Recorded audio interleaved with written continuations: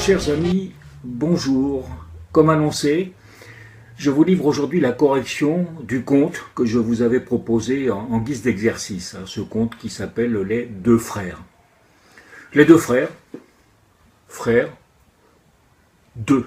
On peut aussi dire deux frères, mais pour ma part, j'indique en général la quantité après. Alors voilà le texte. Il y avait une fois deux frères. Il y avait une fois, je vais signer, voilà, il y a très longtemps, je suis sur la ligne du temps, l'avenir, le passé, donc, autrefois. Frères, deux. Deux frères dont l'un était riche et l'autre pauvre. Et je vais tout de suite les situer dans l'espace. Lui, riche, lui, pauvre. Le riche était orfèvre. Inutile de répéter le riche, je vais simplement le désigner, on sait que le riche il est là, à ma gauche. Lui, alors orfèvre, on ne trouve pas dans le dictionnaire ce métier-là, orfèvre, donc j'ai créé un mot, or, ça c'est le mot, enfin le signe officiel pour désigner l'or, or et voilà, donc on devine que c'est quelqu'un qui travaille l'or. Donc lui, orfèvre. Et il avait un mauvais cœur. Et là, je vais éviter de traduire cœur mauvais, puisque ça pourrait éventuellement être compris comme étant quelqu'un qui a un problème cardiaque. Bon, c'est pas sûr, mais enfin, dans le doute, j'ai préféré traduire comme ceci, lui, méchant. Le pauvre gagnait sa misérable vie à nouer des balais. Le pauvre, je vais simplement désigner lui, gagner sa misérable vie. Alors là, je ne vais pas traduire, je ne vais pas utiliser le verbe gagner sa vie, parce que la vie, ça ne se gagne pas, si on prend les mots dans leur sens premier. Je vais signer comme ceci, lui, argent, récolte, ça c'est le signe pour salaire d'ailleurs, salaire. Comment ? En français, il est dit nouer des balais, mais c'est un métier qui n'existe plus depuis longtemps, donc même pour nous, entendant nouer des balais, on a du mal des fois à comprendre ce que ça veut dire. Je vais dire simplement qu'il fabriquait des balais. Alors je répète, lui, comment ? Les balais fabriquent. Il était bon et honnête. Lui, bon et honnête. C'est la lettre H, enfin une des formes du H. Donc lui, bon et honnête. Il avait deux enfants. Donc lui, c'est le verbe avoir, enfant, deux. C'était deux jumeaux qui se ressemblaient comme deux gouttes d'eau. Ça, c'est le verbe naître. C'est la tête de l'enfant, évidemment, qui vient au monde.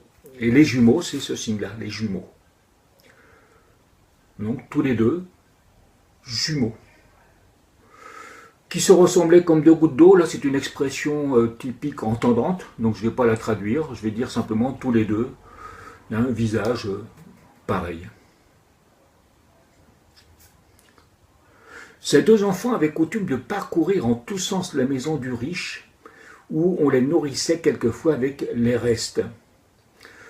Alors pour se trouver dans la maison du riche, il va falloir qu'ils s'y rendent déjà. On a situé le riche à gauche, le pauvre à droite. Donc tous les deux, qu'est-ce qu'ils vont faire ? Eh bien, ils vont se déplacer pour aller dans la maison du riche. Et là, ils vont parcourir la maison dans tous les sens. Là, c'est le toit de la maison. Ils vont parcourir. Et là, voilà, ils parcourent, ils se baladent un petit peu partout. Et puis, parfois, nourriture,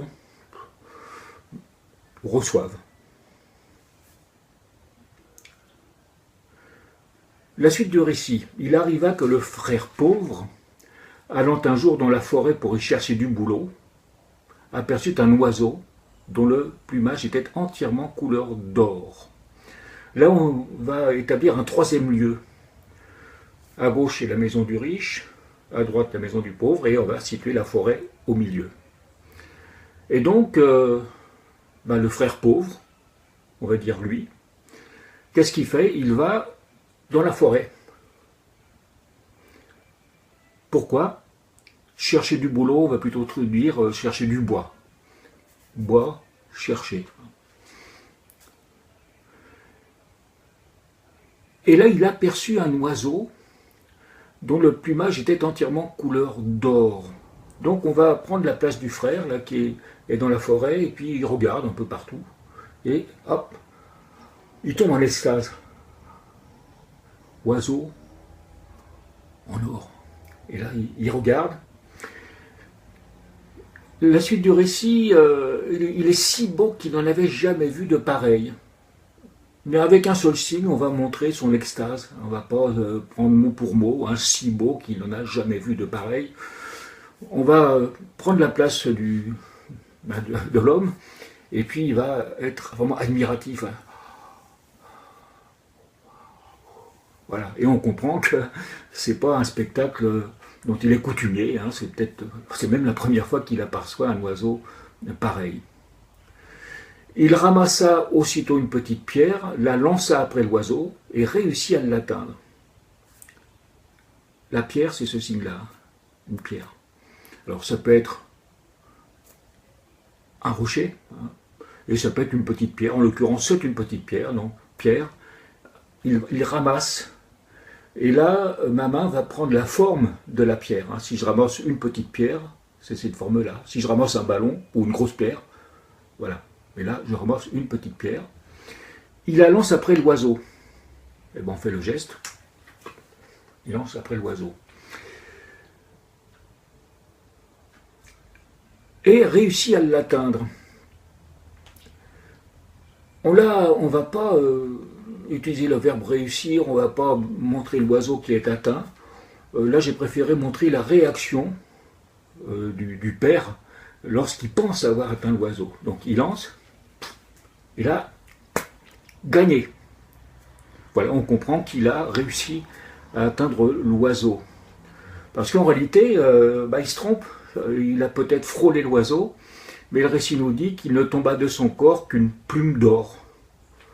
Donc, il regarde, gagné, puis aux surprises, il reste un peu bouche bée, et il voit une plume qui tombe. Le verbe tomber, on trouve dans le dictionnaire, c'est tomber, mais ça en général c'est une personne qui tombe. Une plume, ça tombe pas comme ça.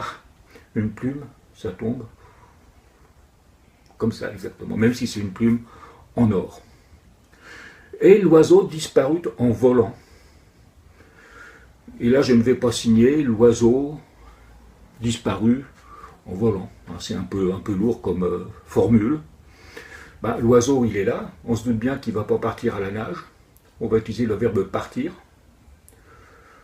Et il va partir peut-être en zigzagant. Donc, hop, il disparut en volant. Donc voilà, c'est une manière d'interpréter ce texte. Je n'ai pas la prétention de faire la meilleure interprétation qui soit. D'autres vont peut-être interpréter d'une manière différente. Chacun est libre d'interpréter comme il le ressent. Mais la leçon à retenir, c'est qu'il n'est pas nécessaire de prendre chaque mot et de traduire par son équivalent en signe. D'ailleurs, il ne faut pas le faire, parce que dans ce cas-là, on fera du français signé. Alors, le récit ne s'arrête pas là, la suite au prochain numéro. Voilà. Je vous mets la suite du récit. Ça formera l'exercice pour la fois d'après. Et puis avant de vous quitter, je vous rappelle, n'oubliez pas le petit cochon à gauche de l'écran. Ceci dit, je vous souhaite une bonne fin de journée et puis à très bientôt. Au revoir.